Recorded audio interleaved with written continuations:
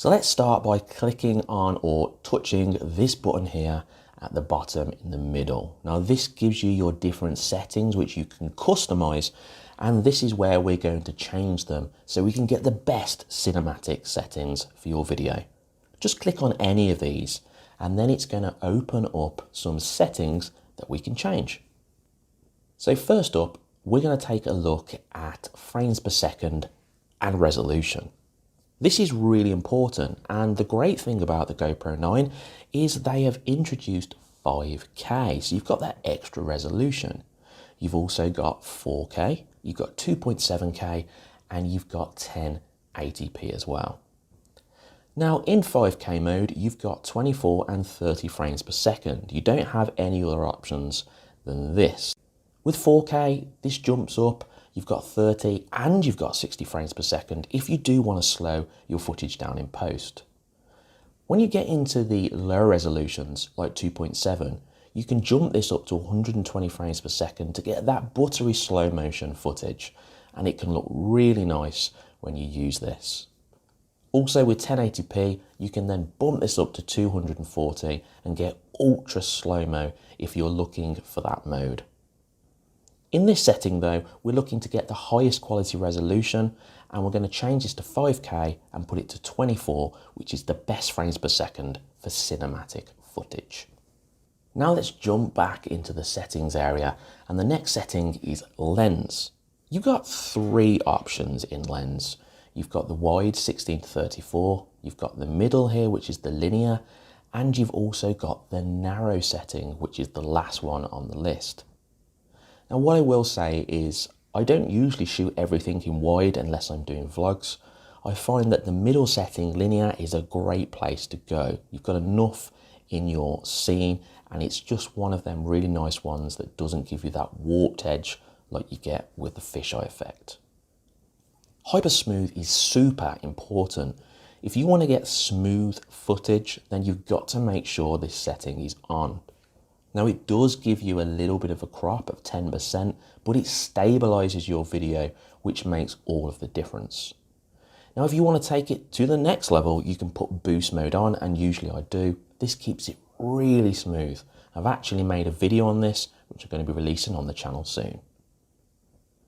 Next up, we're just going to jump straight in to hindsight. So this is a really great feature where you can record 15 or 30 seconds before you actually click on that shutter button. And this is brilliant because you don't miss any of the action that you might need to record that you would do if you missed pressing the button down. ProTune is the next step in the settings that's important to look at. Bitrate, you've got standard and high.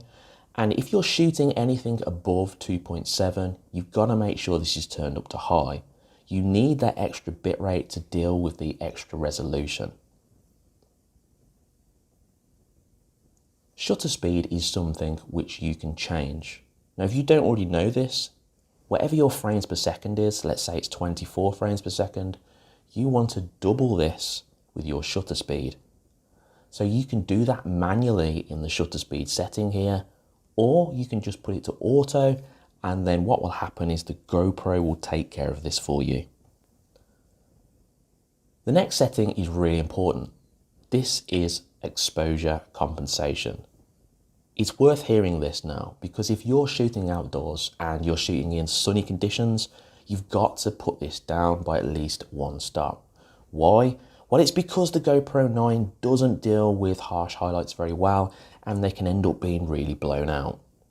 White balance. Some people have reported issues with the white balance in the GoPro Hero 9, and they've said that it doesn't deal very well when you're outdoors. And that's true. If you're outdoors, once again, in the sun, you can find that the white balance just kind of makes it look muddy and not very nice. So I advise that if you're in sunny conditions, just lower the Kelvin setting a little bit so you get that cooler tone. And then if you're in cloudier conditions, then you can just add the Kelvin up, push it up a little bit and get that warmer tone. But if you're indoors, leave it on auto because it's going to take care of it for you. ISO is important to keep as low as possible. This determines the quality of your footage. So you want to keep this on ISO 100 and just don't hire it to anything above that. But when it comes to ISO max, you need to look at this in a different way. You want to keep this high but not too high, because if you go above 1600, I've found that the footage can start to fall apart. Now there might be times that you need it higher if you're shooting in low light, but try and keep it no more than 1600 and the footage will stay pretty clean.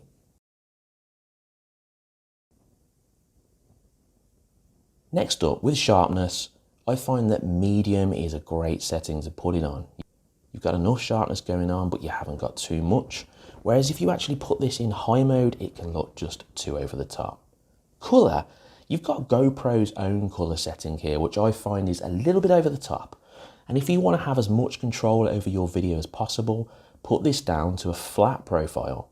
This means that you can go into post and you can colour the footage yourself. This is what everyone does when it comes to cinematic footage. If you're interested in LUTs which help you grade the colour of your footage, I'll leave a link to my cinematic LUT pack in the description of the video.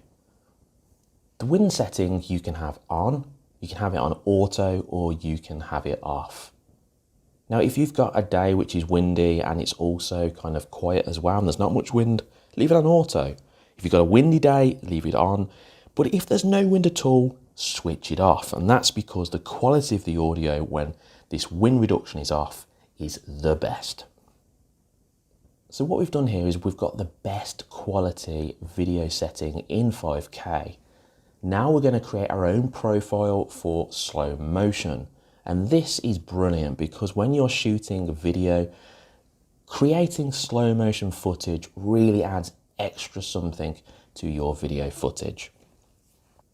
2.7K, you can shoot up to 120 frames per second, which is great. If you jump into 1080p, you can even higher this more, where you can go up to 240 frames per second for extra slow motion. I like to leave it on 2.7K because you've got the higher resolution and that's the best setting. You've got more settings for lenses on this option, and the one that I choose is linear plus horizon leveling. And this takes care of your horizon while you're filming your footage.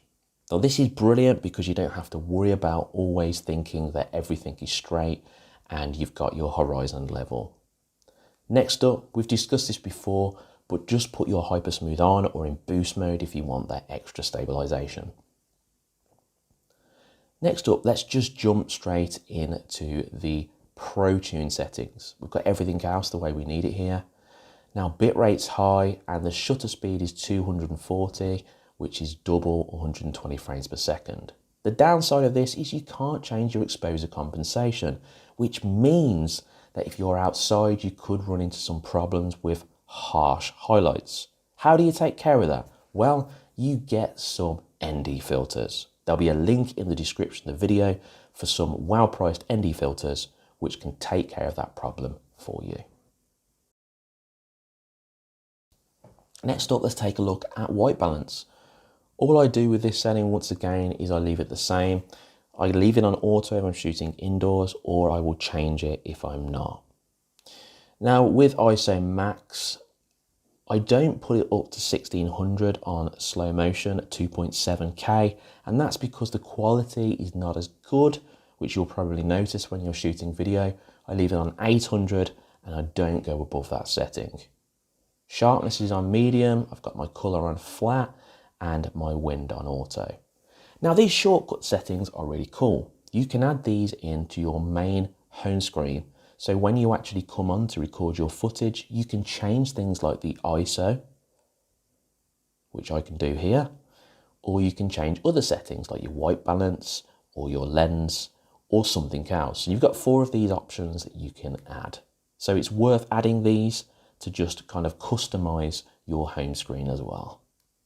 Okay, so we've got the 2 settings sorted. We've got our main resolution setting, which is the best quality cinematic footage, and we've got slow motion for that nice slow motion footage. If we scroll the screen down, we've got other options as well, which you don't really need to pay much attention to, But if you're a starter and you haven't got that leveling mode on with your lens, you can add in a grid, and this just means you can take care of your horizon by checking these grid lines and making sure everything's level. Finally, I'm just going to scroll across, and then we're going to take a look at some preferences which we can change here.